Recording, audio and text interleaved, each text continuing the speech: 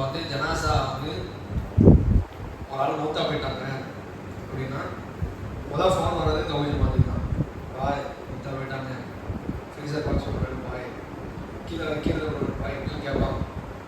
கேட்டுட்டு ஒரு ஆள் குளிப்பாடுறதுக்கு ரெண்டு பாய், நம்மால் முதல் 2 கேள்விக்கு ஓகேன்றாரு, வந்துடும் பாய், உடனே வந்துடும் பாய், சொல்லிட்டேன் பாயின்றாரு. 3ஆவது கேட்பாங்க, பாய் ஒரு ஆள் குளிப்பாடுறதுக்கு வந்துருக்கா பாய், இல்லை எனக்கு கொஞ்சம் வேலை இருக்கு, ஆள் வருவார் உங்களுக்கு, ஏன்னா எனக்கு தெரியாது, உண்மையை சொல்லிடக்கூடாதுல்ல, தெரியாதுங்கன்னு ஒரு விஷயம் இருக்கு. பயம் 2வது விஷயம். 3வது இங்கே நம்ம மட்டும் தனியாக போய் மாட்டிடுவாங்கோ, நம்ம ஏதாவது செஞ்சுட்டோம், நம்ம தப்பாக செஞ்சிருவோமோ அப்படின்ற பயத்தினால இந்த 2 பேரும் போக மாட்டாங்க. ஒன்றும் தெரியாது, இன்னொன்று பயம். இந்த 2 காரணத்தினால குளிப்பாட்டுறதுக்கு ஒரு ஆள் ஜனாசாவை போய் கவனிக்கிறதுக்கே போறதில்லை. நம்ம ஆட்கள் பெரும்பான்மையான ஆட்கள் அது விரும்புறதும் இல்லை. காலகாலமும் ஒரு ஆள் செஞ்சுட்டு இருப்பாரு, வயசு 60 இருக்கும், இன்னைக்கு அவர் குளிப்பாடிட்டு இருப்பாரு. மஹல்லா முஸ்லீம் மஹல்லா இருக்குன்னா சென்னையில் எப்படின்னு தெரியல, ஊர்ல வந்து ஒரு மஹல்லா இருக்கும் வைங்க. உதாரணத்துக்கு ஒரு பெரிய பள்ளி இருக்கும், பெரிய பள்ளிக்கு ஆப்போசிட் தான் தௌஹீத் பள்ளி இருக்கும். இந்த பெரிய பள்ளிக்கு ஒரு ஆள் எங்க ஜனாசா நடந்தாலும், எங்க ஒரு ஆள் மூத்தா போயிட்டாலும் அவர் வந்து முதல்ல நிற்பாரு. நல்லா ஆள் தாடி வீடி மால் பாடியுமா போய் முதல்ல நிற்பாரு. ஆள் என்னன்னு ஒரு பரபரப்புலேயே இருப்பாரு. அவர் தான் இன்னைக்கு நிற்கிறாரு. நம்ம ஆட்கள் அவர் மகளிர்ந்து எடுத்தா இன்னைக்கு இத்தனை வருஷமா கொடுத்துட்டு இருக்காங்க. கதிரி எடுத்து கொடுக்கறது மட்டும் எனக்கு வேலை. அவர் தான் இன்னைக்கும் அந்த வேலையை பார்த்துக்கிட்டு இருக்கிறார். இப்போ அதையெல்லாம் போகணும், அதை இருக்கக்கூடாது, ஒரு ஆளை நம்பி நம்ம நிற்கக்கூடாது, குடும்பத்தாராக இருந்தால் அவரே செய்யணும் இறங்கி அப்படின்றது தான் இது மாதிரியான பயிற்சிகள்லாம் கொடுக்கப்படுது.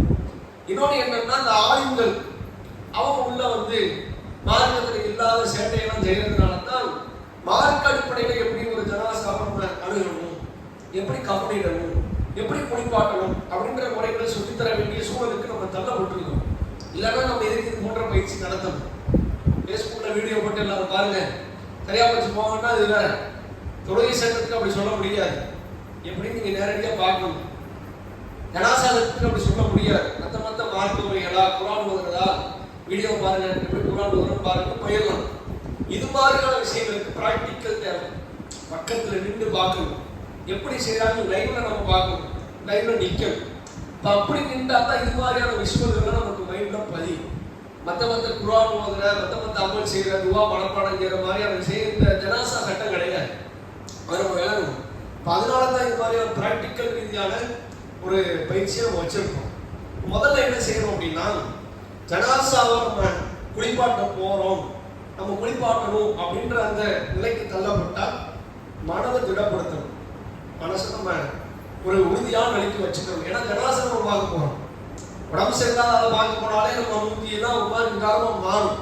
ரொம்ப முடியாததா இருந்தால் கொஞ்சம் கோணிக்கிட்டு இருக்கிறாங்க, பக்கத்தில் போய் நிற்கிறதால யோசிச்சு தூரத்தில் நின்று துவா செஞ்சுட்டு வந்துடுவோம்.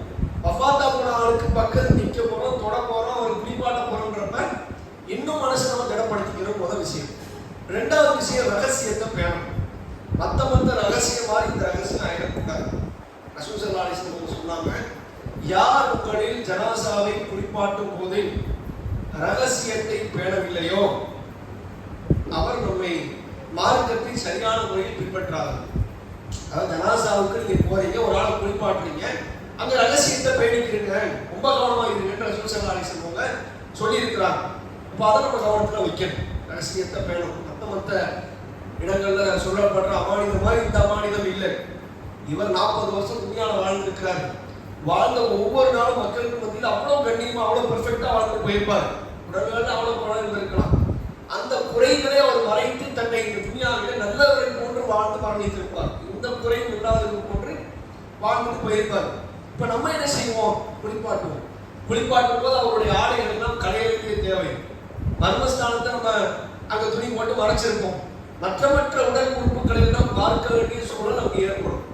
அப்ப அங்க இருக்கிற அவருடைய குறைகளை பார்த்து விட்டு வெளியே வந்து சார் இந்த குறையோட மனுஷன் வாழ்ந்திருக்கிறாரே பேசக்கூடாது.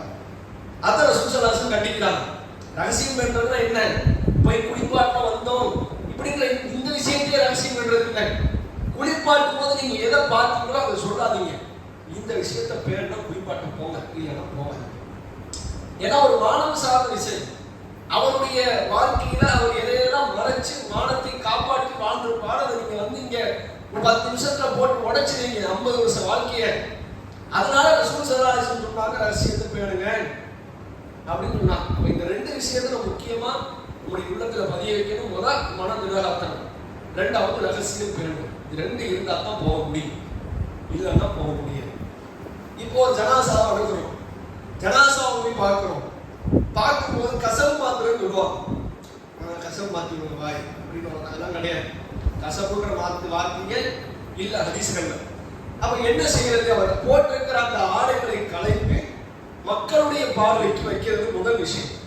ஒரு ஜனாசா இருக்குது, ஒரு ஆள் மௌத்தா போயிட்டாங்க, நம்ம போய் பார்க்கணும்னா பார்க்கும்போது அவரை மக்களுக்கு மத்தியில் ஒரு நல்லவரா, நல்ல மனுஷன் மாதிரி அவரை எடுத்து பார்வைக்கு வைக்கணும். ஏன் அப்படின்னா மௌத்தா போகும்போது எல்லாம் அட்டென்ஷனே மௌத்தா போறது இல்லைங்க. எல்லாம் கையும் காலம் நேரம் வச்சு அப்படியே அட்டென்ஷன் தான் மௌத்தா போறாங்க. அப்படி இருக்காது. அப்படி இருக்கிற மரணங்கள் ரேர். எப்படி மௌத்தா போவாங்க? கை ஒரு பக்கம் இழுத்து, கால் ஒரு பக்கம் இழுத்து, கண் பார்வைகள் அப்படியே மேல தூக்கி. ஏன்னா ரசூல் ஸல்லல்லாஹு அலைஹி வஸல்லம் சொன்னாங்க, ரூஹ் கைப்பற்றப்படுறது அவருடைய பார்வை மேலோங்கி செல்லும், ரூஹை பார்க்கணும். அப்ப அப்படியான நிலையில் தான் மரணிப்பார்கள். இப்ப நம்ம அப்படியே தூக்கி வச்சோம் வைங்க, அந்த பாக்ஸ்குள்ள கூட வைக்க முடியாது, ஃப்ரீசர்ல கூட வைக்க முடியாது. ஏன்னா கை இப்படி கோணி இருக்குது, கால் கோணி இருக்குது. இப்ப இதையெல்லாம் நீங்க கவனிச்சுன்னா இப்படிலாம் இருக்கக்கூடாது, பார்வைக்கு அவரை வைக்கணும், மக்கள் தான் வந்து பார்ப்பாங்க, அவருக்காக துவா செய்வாங்க அப்படின்ற சூழல்னால தான் என்ன செய்யணும், அவர் போட்டிருக்கிற அவர் அணிந்திருக்கிற அந்த ஆடை கலையும். அது கூட ஏன் கலையணும்னா ஒரு சில பேர் மரணிக்கும் போது பயத்தினால் மனங்கரம் கழிச்சிருவாங்க. அப்ப அதையெல்லாம் சுத்தப்படுத்திட்டு நம்ம ஜனாசாவை பார்வைக்கு வைக்கணும். இப்ப அதுக்கு தான் அது மாதிரியான துணியை மாற்றுகிற நிலை, கசம் மாத்துறது கிடையாது. அவரை பார்வைக்கு வைக்கிறதுக்காக நல்ல ஆடை மாற்றணும், அவ்வளவுதான். சரிங்களா?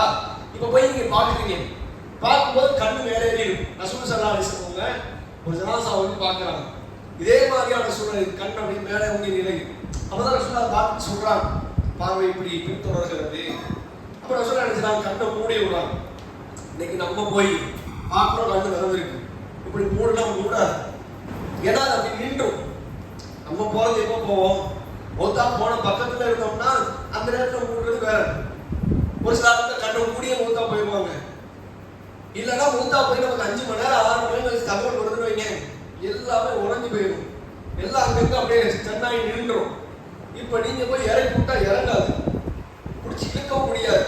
ஜனாசாவை பொறுத்த வரைக்கும் மௌத்தா போனதுக்கு அப்புறம் நீங்க உங்களுடைய சாதாரண மனிதரை போன்று நினைத்திடக்கூடாது. கையை பிடிச்சி தூக்கினா வந்துடாது, கையோட வந்துடும். கையை நம்ம தூக்கி வைக்கணும்னு நினைக்கிறோம், நீங்க உடனே தூக்கி வைக்க முடியாது, அது அங்கங்க அப்படி நின்றுக்கிட்டு இருக்கும். இப்போ வளைச்சுதான் நம்ம வைக்கிறோம், இப்படி தூக்கி வைக்கிறோம்னா இது இப்படி நேரம் அப்படியே வந்து இப்படிதான் நிற்கும். நடந்தா உங்களுக்கு மௌத்தா போன ஜனாசாவுடைய உடல் எல்லா உறுப்புகளும் அப்படியே அங்கங்க ரத்தங்கள்லாம் உறைஞ்சு செல்கள்லாம் சேர்த்து இப்படி நிற்கும். அப்ப அந்த நேரம் நீங்க இப்படி தூக்கி வைக்கணும்னா வைக்க முடியாது, அது நேரம் அப்படியே வரும், இப்படியே வந்து நிற்கும். என்ன பண்ணுவீங்க? நம்ம ஒரு சில ஆட்கள் என்ன பண்றது, இப்படியே போட்டு கையை வளைச்சிக்கிறது, அப்படிலாம் செய்ய வேண்டியது. முதல்ல கண்ணை என்ன பண்றீங்க, கண்ணை கசக்குவீங்க. கண்ணை போய் நீங்க ஒரு 3 தடவை அப்படி கசக்குனீங்கன்னா அது லூஸ் ஆகிடும். அப்படியே அதை இறக்கி விட வேண்டியது. ஒரு சில கண்கள் அப்படியே போனா மூடிடும். ஒரு சில நேரங்கள்ல மூட முடியாத ஒரு சூழல் இருந்தா கண்ணை கசக்கினீங்க அப்படி மூடினீங்கன்னா அது மூடிக்கணும்.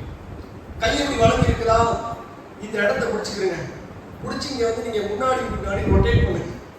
ஏன்னா உறைஞ்சிருக்குதுங்க. அப்படி செய்யும் போது நீங்க அங்க கொஞ்சம் இலகுவான ஒரு நிலையை அங்க எடுத்துக்கலாம். அதே மாதிரி இங்கே அப்படித்தான், மணிக்கட்டு நேரா இருக்கு, அப்படி இருக்குன்னா கொஞ்சம் அப்படி வளைச்சு கொடுத்தீங்கன்னா அங்க இருக்கிற அந்த வளைவு தன்மை நமக்கு கிடைக்கும். இது எதுக்குன்னா இப்படி இருக்குது, கை கொஞ்சம் விரிஞ்சு இருக்குது, அதுக்கு தான் இதெல்லாம். நேரா இருந்தா ஒண்ணுமே பிரச்சனை இல்லை, அப்படியே நீங்க தூக்கி வைக்க போறீங்க பார்வைக்கு. அப்படி இல்லாத சூழலுக்கு தான் சொல்றேன். நேரா தான் இருக்குது, இருந்தாலும் பரவாயில்ல சொல்லிட்டாங்கன்றதுக்காக கையை வளைக்க வேண்டியது இல்லை. சரிங்களா? அதுக்கு தான் அதை சொல்றேன். இப்ப அதே மாதிரி காலும் அப்படித்தான், கால் ஒரு கால் அங்க இருக்கும், ஒரு கால் இங்கே இருக்கும். அப்ப அதையெல்லாம் நீங்க என்ன செய்வோம், நேரா கொண்டு வந்து காலை வைக்கணும். கால் இப்படி வச்சுட்டு அப்படி நின்றுக்கிறாரு, கால் இப்படி வந்துடும், இப்படி வந்துக்கிட்டே இருக்கும். அதனாலதான் என்ன செய்வாங்க, காலில் கெட்டி இருப்பாங்க, பார்த்துருக்கீங்களா? இந்த 2 இடத்துல கால் துணி போட்டு கெட்டி இருப்பாங்க. அது எதுக்குன்னா இந்த மாதிரி கால் விரிஞ்சுக்கிட்டே இருக்கும், ஒரு ப்ராப்பரான நிலையில இருக்காது அப்படின்றதுக்காக காலை கெட்டுவாங்க. அதையும் கட்டிக்கிற வேண்டியது. இது பார்வைக்கு வைக்கும் போது நான் சொல்றது, பார்வைக்கு வைக்கிறதுக்கான இப்போ அவர் போட்டிருக்கிற ஆடையை கலட்டணும். எப்படி கலட்டுறது?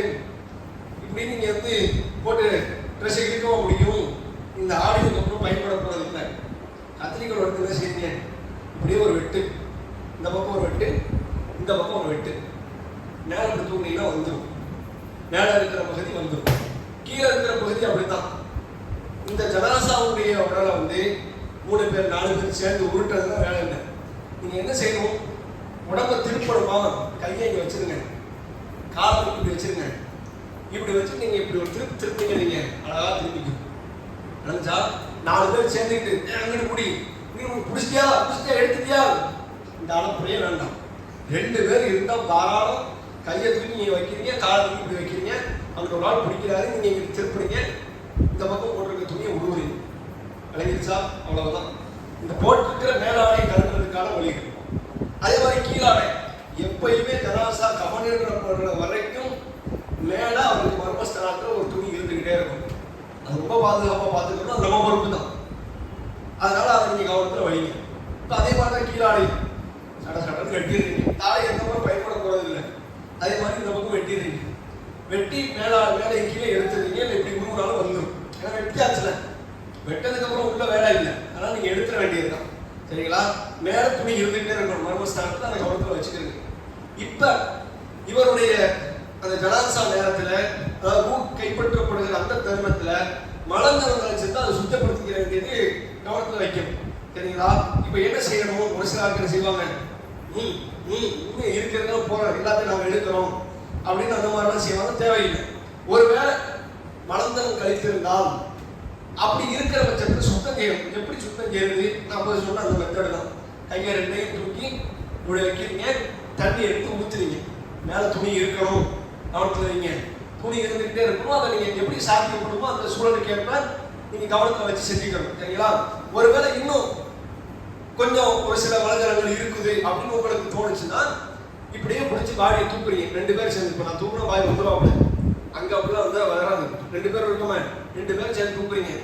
இப்படியே ஒரு பிரஸ், இவ்வளவு தூக்கத்தை வந்து ஒரு பிரஸ் பண்ணீங்கன்னா ஏதாவது கழிவுகள் இருந்தால் அது வெளியேறும். சரிங்களா? போட்டு அமுக்க வேண்டிய தேவையில்லை. ஏதோ சொற்பமானது இருந்தாலும் கூட அது வெளியேறதுக்கான வாய்ப்பு. இப்ப சுத்தப்படுத்தியாச்சு. இப்ப மேல ஒரு துணியை போடுறீங்க. வீட்டாண்ட கேட்டா துணி வழக்கதான் வச்சிருப்பாங்க. துணியை போட்டு கொண்டு போய் வச்சிருந்தீங்க. அதே டேபிள் போய் வைக்கிறது, அவரை பார்வைக்கு வைப்பது. இப்ப கஃபனாடை தயாரிப்பது. முதல்ல ஜனாசாவை பார்க்கணும், பார்வைக்கு தயார் பண்ணணும். 2வது கஃபனாடை தயார் பண்ணணும். 3வது குளிப்பாட்டணும். 4வது கஃபன் இடணும். 5வது ஜனாசா தோணும். இப்ப பார்வைக்கு நம்ம ரெடி பண்ணியாச்சு. துணியை போட்டு எப்படி சுத்தினாலும் சுத்தி எப்படி கொண்டு போய் வைக்கணுமோ வச்சுக்க வேண்டியதான். ஏன்னா ப்ராப்பரா செய்ய வேண்டிய தேவையில்லை.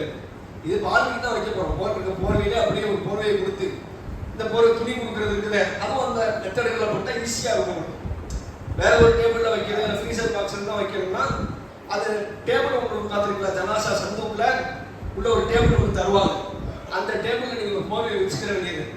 போர்வை மேல ஆளை தூக்கி வச்சு 2 சுத்தி கொண்டு போய் வச்சிட வேண்டியது. இல்ல துணி கஃபன் பண்ணி முன்னாடி ஒன்று தர்றாங்க, பின்னாடி ஒன்று வச்சிருக்கிறாங்கன்னா கஃபன் பண்ணி அதை போட்டு நல்லா வச்சுட்டு ஆளுக்கு மேல வச்சு மூடி கொண்டு போய் பார்வைக்கு வச்சிட வேண்டியது. இங்கே ஒரு நீங்க ப்ராப்பரா வெட்டி தலைக்கு காலுக்கும் வைக்க வேண்டிய தேவையில்லை. அப்படி செய்ய வேண்டிய அவசியமும் இல்லை. பார்வைக்கு வச்சாச்சு. இப்ப பார்வைக்கு வைக்கும் போது துர்நாற்றங்கள் ஏதாவது வரும். ஏன்னா மரணித்தவங்களுடைய ஜனாசானாலே அப்படித்தான் துர்நாற்றங்கள் ஏற்படுவது வழக்கம் தான். அப்ப அங்கே இருக்கும்போது ஒரு சில என்ன செய்வாங்க, பத்தி கொளுத்தி வைப்பாங்க. பத்திய பக்தியா கொளுத்திடக்கூடாது. வாசனைக்கு கொளுத்தி வச்சுக்கிறது பிரச்சனை இல்லை. அத்தர் பயன்படுத்திக்கிறது பிரச்சனை இல்லை. சரிங்களா? அத்தர்லாம் போடுறாங்க வீட்டுல. எதுக்கு போடுறாங்கன்னா ஜனாசாவுடைய வாடை வெளியே வந்துடக்கூடாது. நேரம் ஆக வாடை உருமாற்றம் வெளியேற ஆரம்பிக்கும். வீட்டுக்கு வந்து சந்திக்கிற ஆட்களுக்கு முகசுழிப்பு ஏற்படுத்திடக்கூடாது. ஏன்னா அவர் பார்க்கும்போது நல்ல நிலைமையில பார்க்கணும்னு வருவாங்க. அந்த வீட்டுக்குள்ள நுழையும் போதே வாடை இது மாதிரியான வாடை நிற்க முடியாது. உள்ள ஏற்கனவே ஒரு 20 பேர் சுற்றி உட்கார்ந்துருப்பாங்க. இப்போ பார்க்க ஒரு ஆளுக்கு என்ன ஆகும், இது மாதிரியான துர்நாற்றங்கள் அவங்க உள்ள நிற்கிறதுக்கு அனுமதிக்க. அதனால இது மாதிரியான அத்தர் இது மாதிரி வாசனை இருக்கிற பயன்படுத்திக்க தப்பு இல்லை. அது மாதிரி அந்த மல்லிகைப்பூ அத்தர் இருக்குதுல்ல, இந்த விஷயத்தை பயன்படுத்தாது ஜனாசா வீடுகள்ல. அது மாதிரி அத்தரை பயன்படுத்தும் போது என்ன ஆகும்னா, இந்த மல்லிகைப்பூவால சில பேருக்கு பிடிக்கவே பிடிக்காது. தலையை சுத்தி விட்டுரும். நல்ல நல்ல வேற வேற அத்தரைகள்லாம் வந்துருச்சு. உள்ள உள்ள வந்து நிற்கவே முடியாத சூழ்நிலைகள் அந்த மல்லிகைப்பூ அத்தர் இருக்கு. ஏன்னா அது காலகாலமாக அத்தை யூஸ் பண்ணுறாங்க. முன்னாடி காலத்துலேருந்து அந்த அத்தர் நீங்கள் போய் ஜனாசா செட்டுன்னு கேட்டாலே அது ஒரு மல்லிகைப்பூ அத்தர் வந்துடுது. நம்ம ஆட்கள் அதை வாங்கி பறக்கிறத ஊற்றி விட்டுறது, உள்ள நிற்க முடியல, தலை சுத்துது. இப்போ அது மாதிரியான அத்தர்களை பயன்படுத்துறது தவிர்த்துக்கணும். ஏன்னா நம்ம தான் நிற்கும், நம்ம தான் ஜனாசாவை பார்வைக்கு வைக்க போகிறோம். நம்ம என்ன வாங்கிட்டு வர சொல்லணும் எல்லாத்தையும் வாங்கிட்டு வந்துருவாங்க. அது 1000 500 எவ்வளவு செலவானாலும் பிரச்சனை இல்லைன்னு குடும்பத்தால் நிற்பாங்க. அப்போ அப்படி இருக்கும்போது அத்தனை வாங்கிடுவாங்கன்னா போய் இவங்க என்ன யோசிப்பாங்க, அத்தனை ஜனாசா கடைக்கு போய் அந்த கம்பு துணி தான் இருக்குது அது வாங்கும்போது செட்டாகவே சேர்த்து வாங்கிட்டு வந்துடுது. இப்போ அதையெல்லாம் சொல்லி நீங்கள் தவிர்க்க சொல்லுங்க. ஏன்னா முடியல, நிற்க முடியல, அவ்வளவு ஒரு கொடூரமான நிலையை ஏற்படுத்துது. வேற வேற நல்ல நல்ல அத்தர்களாக இருக்கா அதை பயன்படுத்த சொல்லுங்க. இப்போ இந்த அத்தர்கள் வந்து இதுக்கு தான் பயன்படுத்தும், சரிங்களா? வாசனைக்காக பயன்படுத்துறது. சூரா யாசின் ஓதிட வேண்டிய தலைமாட்டில் உட்காந்து தானே சூரா யாசின் ஓதிடும்ல, மரபானம் இல்லையா? என்னென்ன ஓதக்கூடாது. வேற என்ன சூறா ஓதுறதப்ப முத்தா போயிட்டாரு, ஏதாவது சூறா ஓதி அனுப்பணும்ல, குரான் ஓதிக்கணும்ல, அது மாதிரி எதுவும் இல்லை, சரிங்களா? தலைமாட்டில் உட்காந்து யாசின் ஓதுறது, அது வேற வேற ஒரு புக்கு எடுத்து வச்சுக்கிட்டு உட்காந்து படிச்சுட்டு இருப்பாங்க பெண்கள்லாம். நிறைய வீடுகளில் இன்னைக்கும் கூட தலைமாட்டில் உட்காந்து படிக்கிறது அந்த சூழலாம் இருக்குது. அதெல்லாம் கிடையாது, அப்படி செய்யவும் கூடாது, நீங்கள் தான் தடுக்கணும், சரிங்களா? இப்போ அடுத்து கஃன் ஆடை தயார் செய்வது. வாங்க, ஜனாசா குளிப்பாட்டுறது இது வரைக்கும் போனது இல்லைன்றாங்க. ஆனால் போயிருக்கீங்களா? போயிருக்கீங்களா? அப்போ நீங்கள் வராது. யாரு கற்பனை தெரியாதா? நீங்கள் போயிருக்கீங்களா? போயிருக்கீங்க. நீங்கள் போனீங்களா? வாங்க. நீங்கள் போயிருக்கீங்களா? வாங்க. நீங்கள் உட்காரு. இப்போ அவங்க தான் தயார் செய்ய போகிறாங்க. 10 மினிட் இருக்காது. ஓகே. இது கஃன் துணி இல்லை, ரேஷன் துணியா? கஃன் துணியா? அவன் ரேஷன் துணியாரு கேட்டாங்க. இந்த மட்டமான கஃன் துணியா இருக்கு, எல்லாம் பாலிக்கே தான் வாங்கலாம் அப்படின்னு கேட்பாங்க குடும்பத்தார். நமக்கு இது போதுமானது 10 மினிட் மேலே தான் இருக்கு. ஓகே, போதும். கஃன் துணி பார்த்துக்கிறேங்க. கஃன் துணி வெள்ளையில தான் இருக்கணும்னா கிடையாது, சரிங்களா?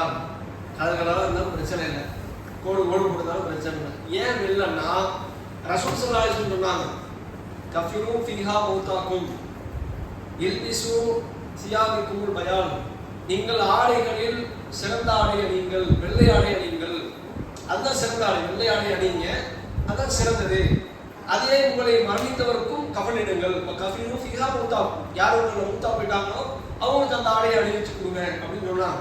அதனால தான் வெள்ளையை நம்ம தேர்ந்தெடுக்கிறோம். கலர் ஆடை அணியக்கூடாதுன்னு கிடையாது. அதுவும் ரசூல் ஸல்லல்லாஹு அலைஹி வஸல்லம் காலத்தில் கோடு போட்ட நீல நிற பச்சை நிற ஆடைகள்லாம் அணிஞ்சிருக்கிறாங்க. நமக்கு வெள்ளை ஆடை சிறந்ததுன்னு அறிவுறுத்தப்பட்டதுனால வெள்ளையை தேர்ந்தெடுக்கிறோமே தவிர வேற காரணம் கிடையாது. உள்ள போகணும், சும்மா அப்படி போடுங்க, அளந்துருத்துக்கு சும்மா கீழே போடுங்க. கஃன் துணி இப்போ வந்து கஃன் துணிக்கு தயாரிக்க வேண்டியது மொத்தம் மேல் சட்டை 1, கால் சட்டை 1, 6 நாடாக்கள், மொத்தம் பெரிய ஒரு துணி 1, சரிங்களா? சொல்லுங்க. மேல் சட்டை 1, கால் சட்டை 1, 6 நாடாக்கள், மொத்த துணி 1, சரிங்களா? மேல் சட்டை எடுங்க, முனையை பிடிச்சு கார்னர் பகுதி எடுத்துக்கங்க. ஒரு ஆள் சப்போர்ட்டுக்கு தான், சரிங்களா? இப்படி வாங்க, வீடியோவில் கவராக பண்ணுறீங்களா?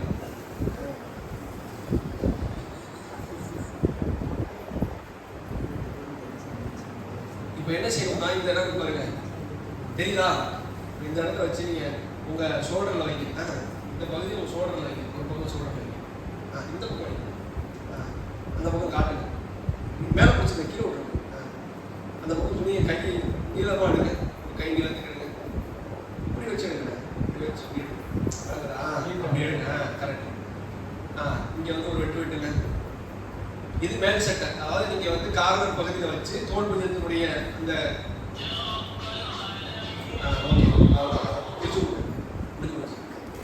கஃன் துணிக்குள்ள ஸ்பெஷல் என்னன்னா, நீங்க ஸ்கேல் பென்சில் வச்சு கோடு போட்டு அளக்க வேண்டிய அவசியமே இல்லை.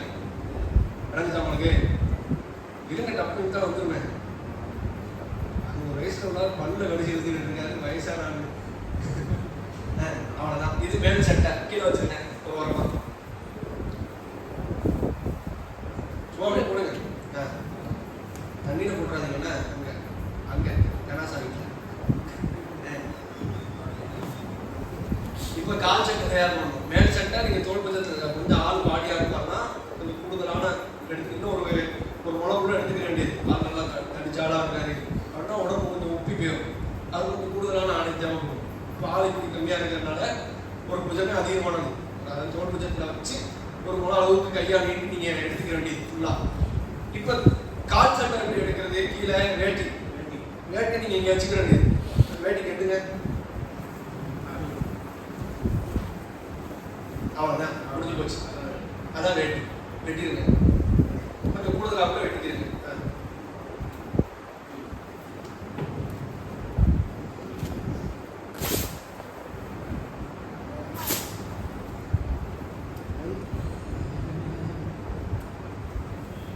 ஓகே, இப்போ 6 நாடா வெட்டுங்க. அதில்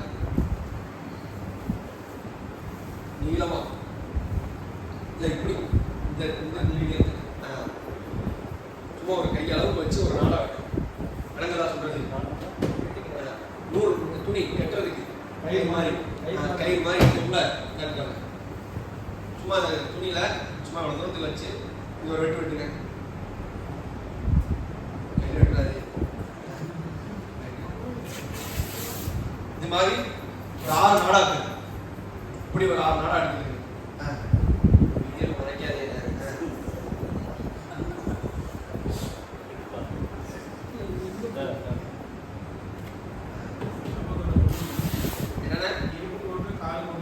ஆமா சொல்றேன். இப்போ 3 போதுமானது. கொஞ்சம் சொல்றேன். அதான் சொல்லிடுறேன். 6 5 கூட நீங்க போதுமானது. 6 கொஞ்சம் இதாக தான் இருக்காங்க.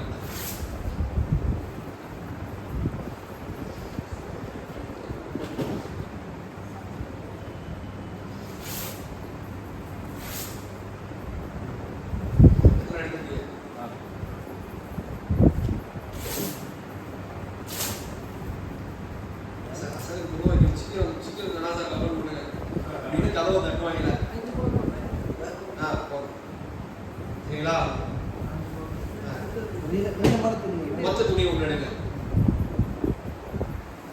முனையை கீழே போடுங்க. அந்த காருக்கு கொஞ்சம் கீழே போட்டுருங்க. காலில் வைங்க. மிதிச்சுக்கிறீங்க. ஒரு வாரத்தில் மிதிச்சுக்கிறீங்க. அதை கையில் போங்க. கையில் போங்க துணியை. இல்லையே துக்கிறவங்க நிற்கிறாங்க. இல்லை கையை பிடிச்சி தூக்குங்க துணியை. உங்கள் ஹைட் அளவுக்கு துணியை தூக்குங்க. தூக்கிட்டீங்களா? போட்டுருக்காங்க. அதை பிடிச்சிக்கங்க. மேலே பிடிச்சிக்கங்க. அவ்வளோதான். தலையை வெட்டிடலாம். அவ்வளோதான். இது எதுக்கு வேணுது உங்களுக்கு? அதான் மொத்த துணி வைக்கிறதுக்கு இந்த துணி 2 பேர் ஒரு ஆளே போதுமானது கப்பல் தயாரிக்க. சும்மா 2 பேர் பிரித்து இருக்கும். ஏன்னா ஒரு ஆளே 2 ஆளே போதுமானது கப்பல் தயாரிக்க. அங்கே வந்து பார்த்தீங்கன்னா ஒரு அளப்பரோட குடும்பமே சேர்ந்து கப்பல் தயாரிச்சுட்டு இருப்பாங்க. குடும்பமாக சேர்ந்து அளவு எடுத்து வெட்டிக்கிட்டு இந்த மாதிரிலாம் பண்ண தேவையில்லை. ஒரு ஆள் வந்து அழகா 5 நிமிஷம் அதிகபட்சம். கப்பனாடை தயாரிக்க அதிகபட்சம் 5 நிமிஷம் தான். கால் சட்டை, மேல் சட்டை, மொத்த ஆடை, நாடாக்கள். இதை தாண்டி வேற எதுவுமே கப்பனும் கிடையாது. சரிங்களா? இது கவனத்தில் வைங்க. அவ்வளோதான். இது ரெடி பண்ணியாச்சு. ஆமாம், அது கரெக்டு தான். ஆள் கொஞ்சம் மோட்டாவாக இருக்காங்க. முன்னாடி சொன்ன அந்த அளவுல அப்படியே நீங்கள் ஒரு மடங்கு கூட்டிக்க வேண்டியது. அதான் ஒரு சுத்து சுத்துறீங்க. ஆள் கொஞ்சம் மோட்டாவாக இருக்காங்க. 2 சுத்து சுத்திக்க வேண்டியது. ஆள் கொஞ்சம் நல்லா கடுமனாக இருக்காருன்னா டேபிளே நிறைச்சிருச்சுன்னா கொஞ்சம் கூடுதலான ஆள் தான். கூடுதலாக இது துணி மிச்சம் தான் போயிருக்கு. 10 மீட்டர் 11 மீட்டர் வாங்கி தருவாங்க குடும்பத்தார். 11 மீட்டர்னா அவங்க 12 மீட்டர் கூட தான் வாங்கிடுவாங்க. கூட 2 மீட்டர் போனாலும் பரவாயில்ல அப்படின்னு வாங்கி தருவாங்க. இப்போ அதனால நீங்கள் அந்த துணியை மிச்சப்படுத்த வேண்டிய தேவையில்லை. இல்லைன்னா இதுக்கப்புறம் சட்டையாக வச்சு போட போகிறாங்க. தாராளமாக நீங்கள் வெட்டி அதுக்கு கூடுதலாக வெட்டிக்க கூடாது. எதுக்கு இந்த அளவு இந்த அளவு தான் வெட்டணும், இதுதான் குரான் சொன்னான்னு கேட்டால் அது கிடையாது. ரசூல் ஸல்லல்லாஹு அலைஹி வஸல்லம் வந்து உங்களுடைய ஒரு மரணித்தவருடைய கவனை நீங்கள் அலையிட செய்யுங்கள். அழகான முறையில் கவனம் எடுக்க அப்படின்னு சொன்னாங்க. போட்டு சுத்த தெரியாதவங்களுக்கு அப்படி தெரியாமையா இருக்கிறோம். போட்டு அங்கே இங்கே நல்லா மம்மி மாதிரி சுற்றி கொண்டு போய் அடகு பண்ண தெரியாதவங்களுக்கு அதெல்லாம் அழகாக செய்வோம். இதுதான் அழகான முறையில் கவனம் பண்ணுறதுக்கு தான் இந்த மெத்தடெல்லாம் நம்ம ஃபாலோ பண்ணணும். இது கேட்க குரான் சொன்ன ஆதாரங்களுக்குலாம் கேட்டாதீங்க. இப்படித்தான் ஆக்கணுமா, இப்படித்தான் வெட்டணுமான்னு கேட்க வேண்டிய தேவையில்லை. அப்படி சொல்லப்படவும் இல்லை. அழகான முறையில் கவனம் இடுவதற்கு எது வழியும் இது நமக்கு தெரிஞ்ச வழி. இதை விட சிறந்த வழி யாராவது சொல்லுவாங்க, இதோட நல்ல ஒரு மெத்தட் இருக்கும்னா அதை ஃபாலோ பண்ணுறது தப்பு கிடையாது. மேக்சிமம் அவங்களே கூட வெட்டி வைக்கிறதெல்லாம் உண்டு. 3 நாளாக வெட்டுறாங்க, அது அப்படி இருந்தாலும் வாங்கிக்கிற வேண்டியது. சரிங்களா? ஒருவேளை மொத்த துணிகள் கிடைச்சா இப்படி வாங்கி நம்ம வெட்டிக்கிற வேண்டியது. சரிங்களா? இப்போ ஜனாசா இருக்கு, கஃன் துணி ரெடி ஆயிடுச்சு. அடுத்து என்ன செய்யணும்? கஃன் இடணும் ஜனாசாவுக்கு. ஜனாசாவுக்கு ஒரு டேபிள் தான் சில வீடுகள் இருக்கும், 2 டேபிள் 3 டேபிள் வச்சிருப்பாங்க. வீட்டே சின்ன வீடாக தான் இருக்கும், 10 பேர் நின்னாலும் வீடு நம்பி இருக்கும். அப்படி மாதிரியான வீட்டுக்கெல்லாம் டேபிள் வைக்கிறதே சிரமம். அவங்களே ரொம்ப சிரமத்தை டேபிள் போட்டு வச்சிருப்பாங்க. அவங்கள்ட்ட போயிட்டு இன்னொரு டேபிள் வேணும், நாங்கள் குளிப்பாடுறதுக்கு 2 டேபிள் தான் கற்றுக்கிட்டு வந்திருக்கோம், இன்னொரு டேபிள் குளிப்பாட்ட மாட்டோம்னாலும் போர் பண்ணி ரெண்டு போய். அதனால இருக்கிற ஒரு டேபிள் குளிப்பாட்டணும், அதை நம்ம கவனத்தில் வைக்கணும். நீங்கள் போட்டிருக்கிற அந்த நீங்கள் உட்காந்து தமிழ் ரொம்ப வாங்க. இப்போ ஏற்கனவே நம்ம வந்து ஒரு டேபிள் வச்சிருக்கோம், அந்த டேபிளில் வச்சு நம்ம குளிப்பாட்ட போகிறோம். சரிங்களா? இப்போ அங்கேருந்து ஜனாசாவை தூக்கி வேற டேபிள் குளிப்பாட்ட டேபிளுக்கு வச்சாலும் ஓகே தான், இல்லை அதே டேபிள் நீங்கள் வைப்பீங்கனாலும் ஓகே தான். இப்போ ஜனாசாவை குளிப்பாட்ட போகிறோம். குளிப்பாட்டுவதற்கு தண்ணி ஒற்றைப்படையில வைக்கணும். சரிங்களா? ஒற்றைப்படையாக ஊற்றணும். நம்ம ஆட்கள் என்ன செய்யறாங்கன்னா, குடும்பத்தார்கள் 5-6 பேர் சேர்ந்துக்கிறாங்க. நம்ம ஆள் ஊத்துறாங்க, நிற்கிறாங்க, குடும்பத்தார் நிற்கிறாங்க. நம்ம ஒற்றைப்படையில தண்ணி தந்துடலாம். ஒற்றைப்படையில எப்படி ஊற்றணும்? கற்பூரம் சேர்த்துக்கணும், இலந்தைகளை சேர்த்துக்கணும். இது இலந்தைகளே கிடைக்கிறது வேறுனா அந்த ஜனாசா இந்த பள்ளியாசம் போகிறதுல வந்து ஒரு கடை இருக்குங்க, அந்த கடையில் போய் நீங்கள் ஜனாசா செட்டுன்னு கேட்டால் தருவோம். உம்ரா செட்டு எப்படி கேட்டு வாங்கணுமோ அது மாதிரி ஜனாசாக்கான குளிப்பாடுறதுக்கு தேவையான பொருட்கள் எல்லாம் சேர்த்து அது ஒரு செட்டு விற்கிது. அதுலேயே இலந்தைகள் கற்பூரம்லாம் கிடைச்சிடும். கற்பூரம்னா அந்த இது சூடம் அப்படிதானே, அது கிடைக்கதான் செய்யும், அது வேறெல்லாம் இல்லை. அதை வாங்கி நம்ம தண்ணியில் ஊற போட்டு அதுலேருந்து எடுத்து ஊற்றணும். ஒற்றையில தான் ஊற்றணும். நமக்கு ஒற்றையில தண்ணியை தந்துடுறாங்க, ட்ரம்மு கொடுத்து பாய் இந்த ட்ரம்மு ஒரு ட்ரம்மில் நீங்கள் குளிப்பாட்டிக்கலாம் அப்படிங்கிறாங்க. ட்ரம்மு நம்ம பக்கத்தில் தான் இருக்கும், நம்ம தான் அள்ளி ஊற்றணும் நினைப்போம். அந்த பக்கத்துக்கு அவன் அள்ளி ஊற்றுவான். இந்த தண்ணி எங்கே வந்துச்சுன்னா அங்கிருந்து வருது. இன்னொரு கீழே அவன் ஆடிக்கு இன்னொரு தண்ணி வச்சிருக்கான், அவன் அள்ளி ஊற்றுறான். இந்த தண்ணி எங்கடா எங்கிருந்து குடிச்சிட்டு அப்படின்னா இது தண்ணிங்க. ஒற்றைப்படையில இதுல தான் நல்லணும். வேணுதா உங்களுக்கு? ஒற்றைப்படையில தான் ஊற்றணும் அப்படின்னு ரசூல் ஸல்லல்லாஹு அலைஹி வழிகாட்டி இருக்காங்க. வாய் ஒரு 15 வாய் இருக்குன்னா அது ஒற்றைப்படையில தான், 6 நம்பர்ஸ் தானே. ஒற்றைப்படையில ஊற்றணும். 7, 9 வாழையை கொடுத்துடுறது. நமக்கு இங்கே 9 வாழை விட்டு அந்த ஆள் 2 வாழை வச்சுக்கிறது, அவங்க 2 வாழை எழுதி ஊற்றுறது. கணக்கு எல்லாம் போயிட்டு இருக்கீங்க ஊற்றுறது. அதனால அதை கவனத்தில் வைக்கணும். சரிங்களா? இதே மாதிரி இந்த ஜனாசா குளிப்பாட்டும் போது கஜ கஜன்னு 10 மணிக்கெல்லாம் தேவையில்லைங்க, 2 பேர் போதுமானம். சரிங்களா? அதையும் கவனத்தில் வச்சுக்கிறது.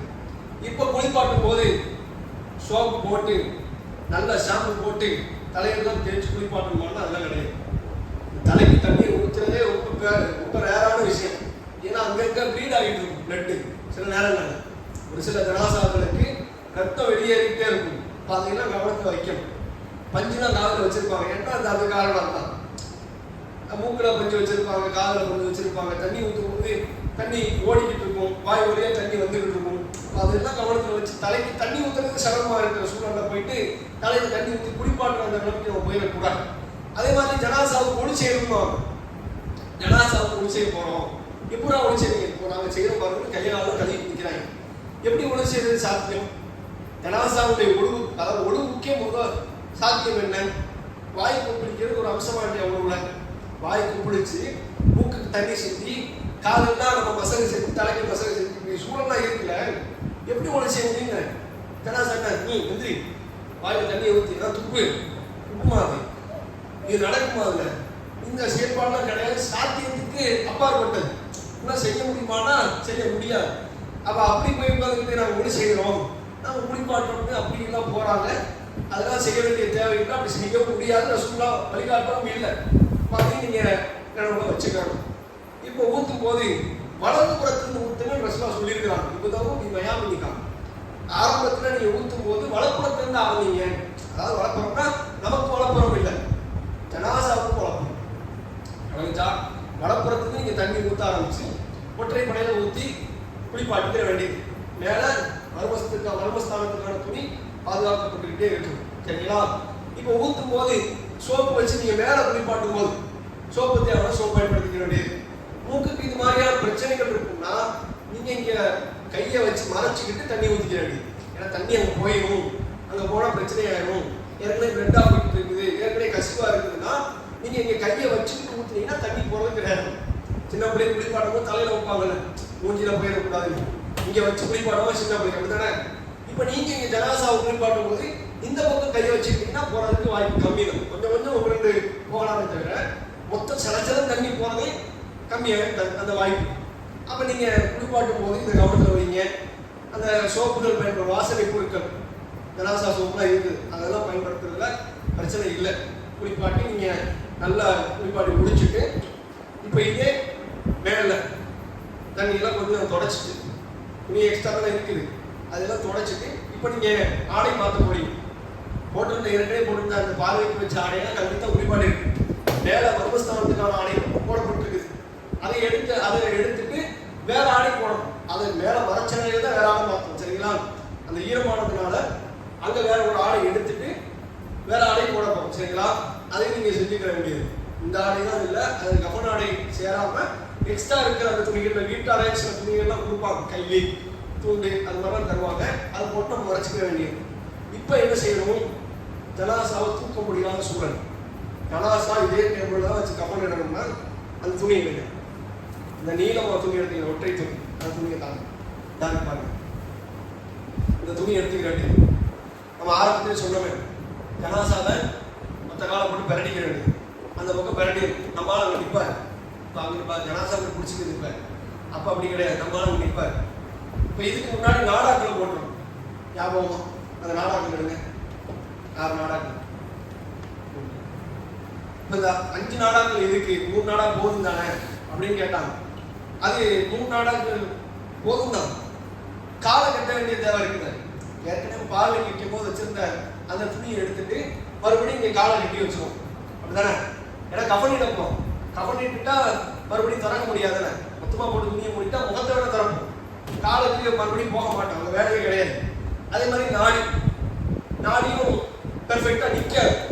இப்போ இப்படி இருக்க மாதிரி அப்படியே இருக்குமானா இருக்காது, வாய் திறந்துக்கும், அங்கிட்டு போயிடும். அதனால நாடிக்கு ஒரு கட்டு கட்டிக்குவாங்க.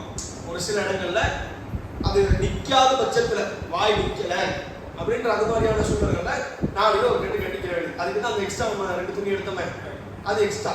6 துணி எதுக்கு எடுத்தோம்னா, இப்போ உடம்பு பருமனான ஒல்லியா இருக்கிறாலும் போதுமானது. இந்த நடுவில் கட்டுவோம், வயிற்றுக்கு கட்டுவோம்ல, அந்த கட்டுக்கு கொஞ்சம் ஆள் பாடியா இருந்தாருன்னா ரெண்டு நாடாக்கள் சேர்த்து தான் கட்டுற மாதிரி இருக்கும்.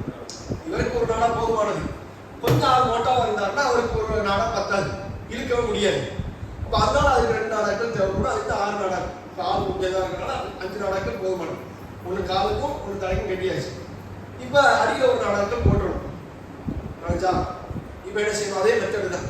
நீங்கள் தூக்கி போட்டு ஆளை விரட்டினீங்கன்னா அங்கே வந்துடும், இந்த பக்கம் எடுத்துக்க வேண்டியது. இதை கவனமாக வச்சுக்கணும். இதை இதுக்கப்புறம் போட முடியாது, ஏன்னா மேலே துணி போட்டோம்னா இதை கீழே போடுறது சேரணும். ஞாபகமே அது கவனமாக இதை போட்டுருணும். நீங்கள் முதல் 3 நாடாக்களை வச்சுட்டு தான் அடுத்து நீங்கள் துணியவே கீழே விரிக்கணும். விளங்கிச்சா? இப்போ துணியை கீழே வைக்கிறீங்க, இது மொத்த துணி, அப்படிதானே?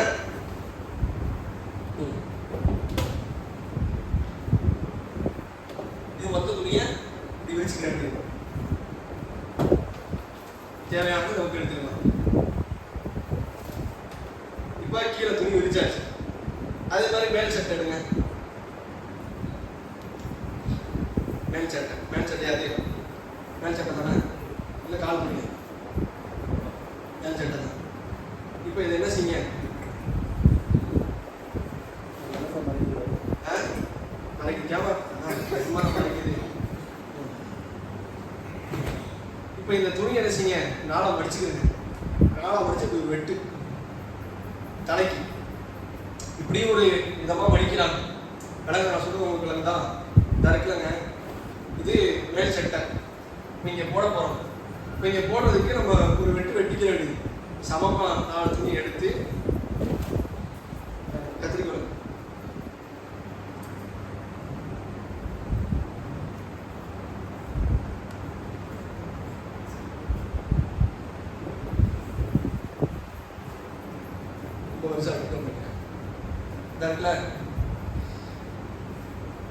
நீங்க போட்டுட்டீங்கன்னா இதை கீழே ரொம்ப பெருசாக வெட்டியாச்சு.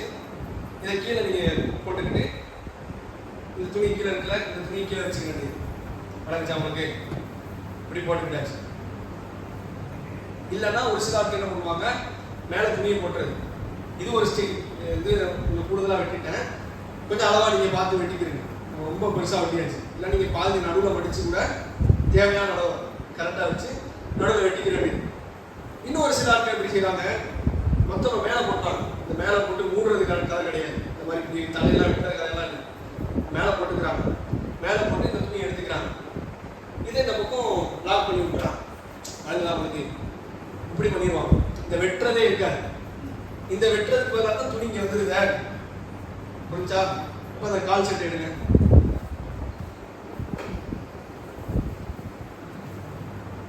இது கால் சட்டை தானே?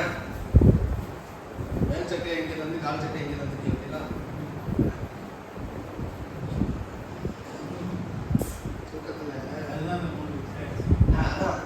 இன்னும் அவ்வளோ பெருசாக இருக்கு. நான் பாருங்க கால் சட்டை மேல் சட்டை தான் பாருங்க, ஒன்றும் பிரச்சனை இல்லை. சரிங்களா? இப்போ கீழே வச்சாச்சு.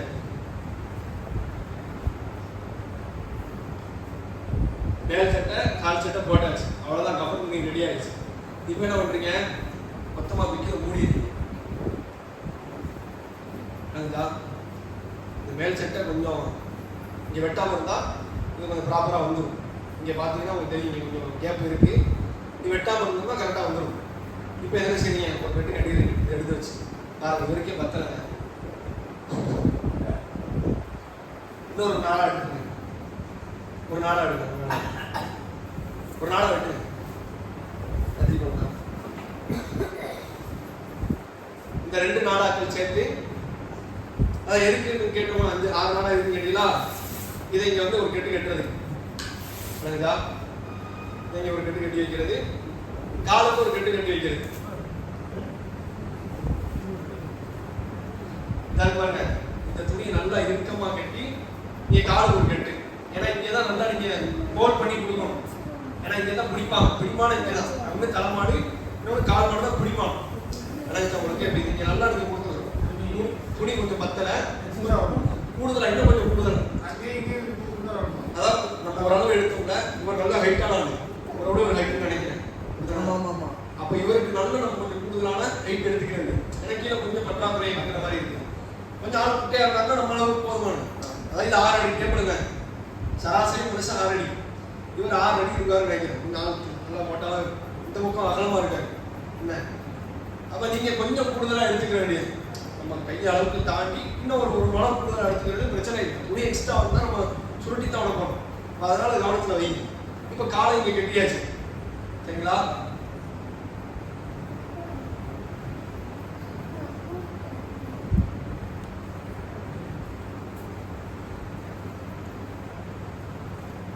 இது கால் கட்டி இங்கே நடுவில் கட்டியாச்சு. இப்போ தலைமாட்டு என்ன செய்யணும், இதை மூடி கட்டிக்கணும். விளங்குச்சா? அப்படி கட்டிட்டீங்கன்னா இங்கே ஜனாசா ரெடி ஆயிடுச்சு. சரிங்களா? கஃன் ரெடி ஆயிடுச்சு. கஃன் ரெடி பண்ணி குளிப்பாட்டி ஜனாசாவை கவனிட்டாச்சு. அடங்கிடுச்சா? இப்போ ஜனாசா எடுத்துட்டு போறது தான் வேலை. இப்போ ஜனாசாவை எடுத்துட்டு போய் அடக்கம் பண்ணணும். அதுக்கு முன்னாடி தொழுகை நடத்தணும். மொத்தம் எத்தனை ரக்காத் தொழுகணும்னா 4 ரக்காத்து. 4 ரக்காத்து 5 ரக்காத்தா? 4 தக்பீர். ரக்காத்தா தக்பீர் குழப்பாது. 4 தக்பீர். ரக்காத்துக்கு ஆட்கள்லாம் சொல்லுங்க. தக்பீர். ரக்காத்துக்கு ஆட்கள் உண்டா? ரக்காத்து இல்லையா?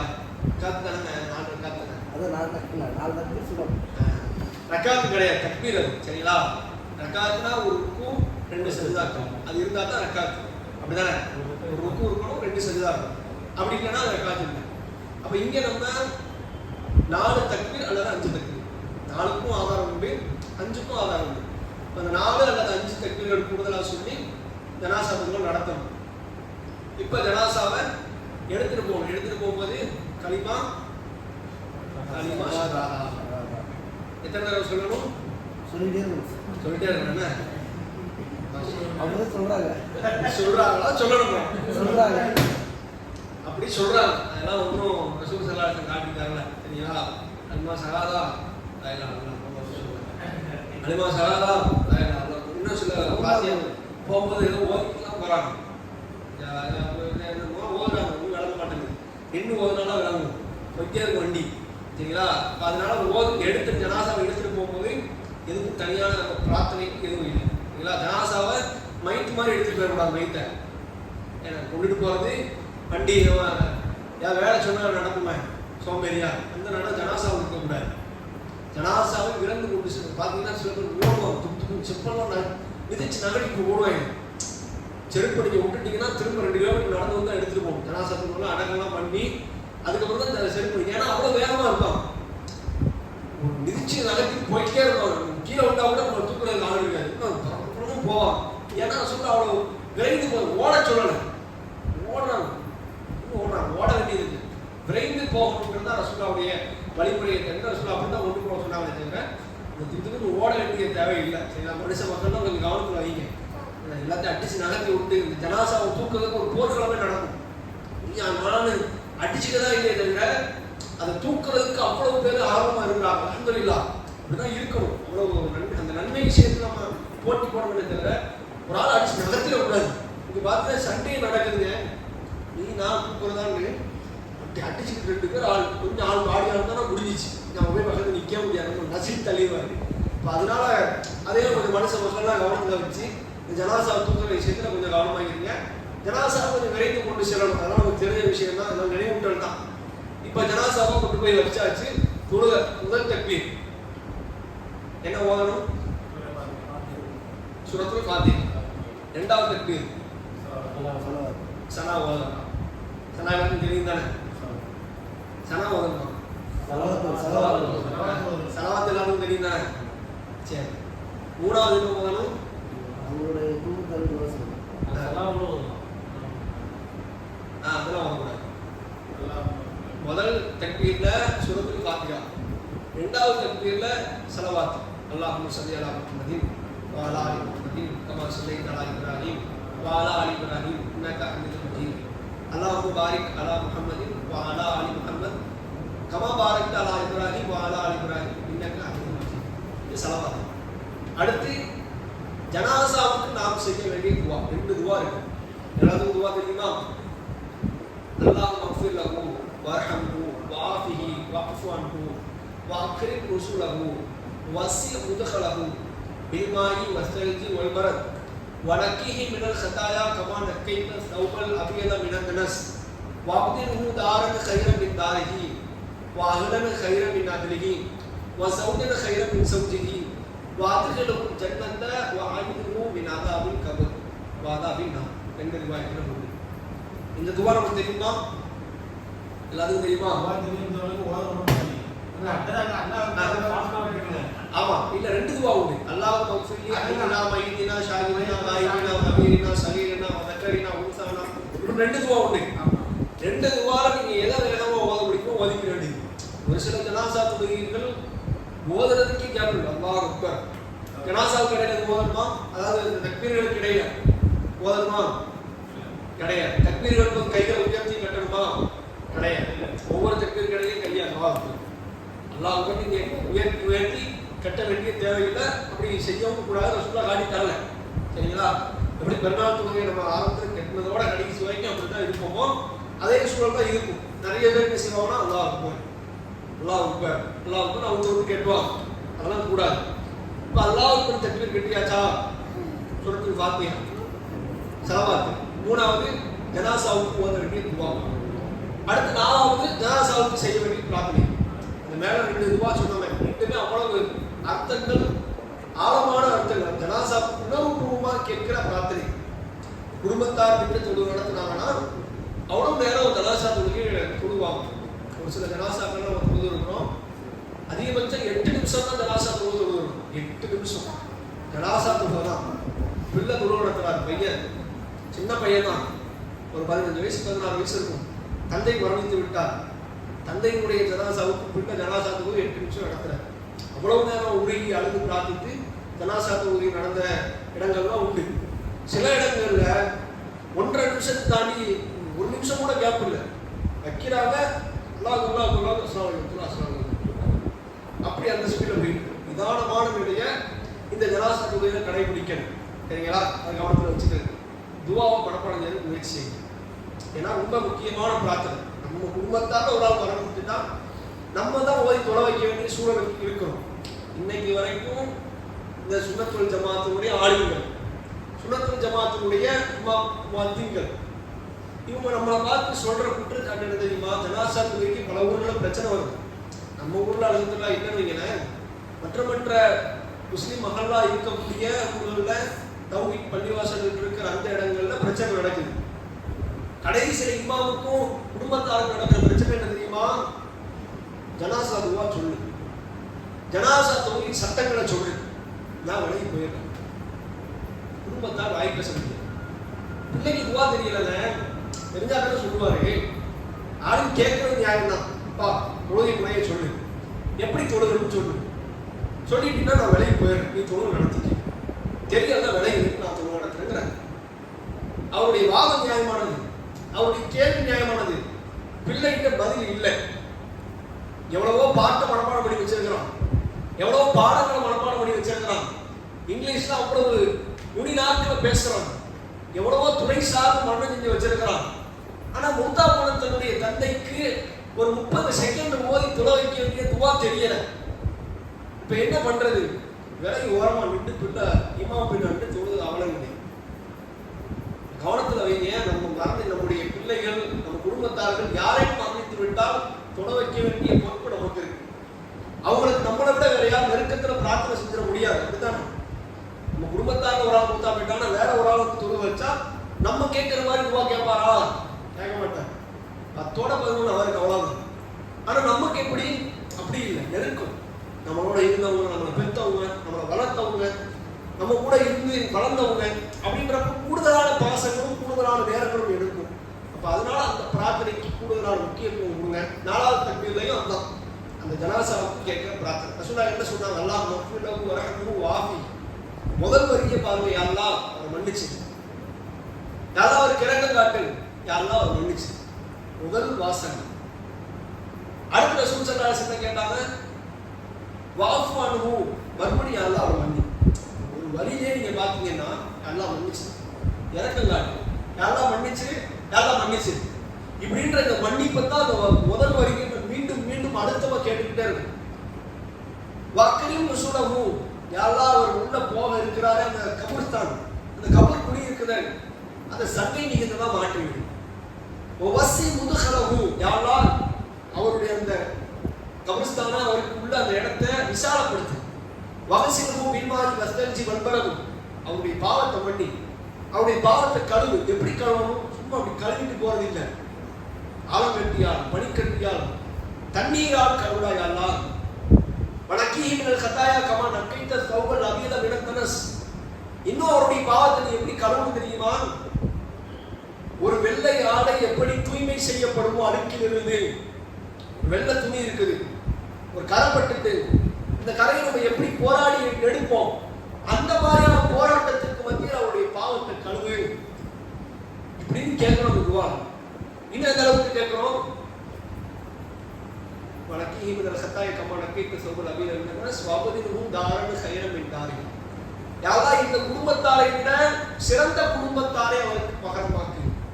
வகைரம் ஸௌஜன் மின் கைரிஹி, இந்த துணையை விட வேற ஒரு துணையை, சிறந்த துணை அவருக்கு பகரமாக்கு. எப்படியான பிரார்த்தனை பாருங்க. இந்த குடும்பத்தார் இந்த குடும்பத்தை விட சிறந்த குடும்பத்தை அவருக்கு பகரமாக்கிட்டார், இந்த துணையை விட சிறந்த துணை அவருக்கு பகரமாக்கிட்டார். வாதுஷனுக்குள் ஜன்னா, யாரா அவரை சொர்க்கத்துக்குள்ள கொண்டு போயிடலாம். வாயுதூமின் அதாவின் கபர், அந்த கபருடைய வேதனையிலிருந்து அவர் காப்பாத்திடுறாங்களா. வாதாமின்னா நரகத்துடைய வேதனையிலிருந்து காப்பாத்திடுறாங்களா. எவ்வளவு அற்புதமான பொருள் நிறைந்த பிரார்த்தனை பாருங்க. யாரெல்லாம் அவரை மன்னிச்சிரு, யாரெல்லாம் இறக்க முடியும், யாரெல்லாம் அவரை மன்னிச்சிரு. அவர் உள்ள போறாரே கபரு, அதை விசாரப்படுத்து, அதை சங்கைப்படுத்து, அவருக்கு சொர்க்கத்தை தா, அவருக்கு கபர் வேதனையை நீக்கு, நரகத்தை விட்டு பாதுகாத்துரு, அவர் குடும்பத்தாருக்கு சிறந்த குடும்பத்தாரை கொடு, அவருக்கு துணையை சிறந்த துணை. இப்படின்னு அந்த குடும்பத்தாருக்கும் அவருக்குமாக நாம் கேட்கிற பிரார்த்தனை அந்த பிரார்த்தனை. அதுல ரொம்ப கவனமா இருங்க. அந்த பிரார்த்தனையை மனனம் செஞ்சு ஓதுங்க. மனனம் செய்ய இயலாதவர்கள் இந்நாள் வரைக்கும் இல்லை, இனிமே முயற்சி செய்யுங்க. தெரிஞ்சிருச்சுல செய்தி தெரியாத வரைக்கும் நம்ம ஓட வேண்டியதுதான். சொல்லப்பட்டு விட்டால் அதற்கு நம்ம முயன்று ஆகும். அல்லாஹ்வும் வாய்ப்படி தெரியாம இத்தனை நாள் தொழுதும். என்னைக்கு அந்த துவா நமக்கு தெரிஞ்ச மனப்பாடம் பண்ணியாச்சு. இன்னைக்கு தொழுகையில வளமையாயிடுச்சு. ஆனா ஜனாசா தொழுது அப்படி இல்லை. 5 வேளை தொழுது மாதிரி அது கிடையாது. வருஷத்துக்கு ஒரு நாள் எங்கேயாவது பல வருஷங்கள் கழிச்சு தான் நம்ம ஜனாசா தொழுகிற சூழல் இருக்குது. அதையெல்லாம் கவனத்தில் வச்சு இந்த ஜனாசா தொழுகையுடைய பிரார்த்தனை மன்னம் செய்யுங்க. 4வது தக்பீர்லையும் அந்த ஜனாசாக்காக தமிழ்ல நம்ம கேட்கிற பிரார்த்தனை நாம விரும்பி கேட்கிறோம். அதாவது சுல்லா இந்த பட்டத்துல சுமைக்கு நிப்பாட்டான் இல்லை, இதை விட நான் தாண்டி கேட்பேன். அல்லாஹ் என் நண்பர் அவர்கள் என்னை அவனை சொர்க்கத்தில் ஒன்று சேர்த்தவர்களா அங்க 2 பேரும் குடும்பத்தால் ஒன்றிணைந்தவங்க.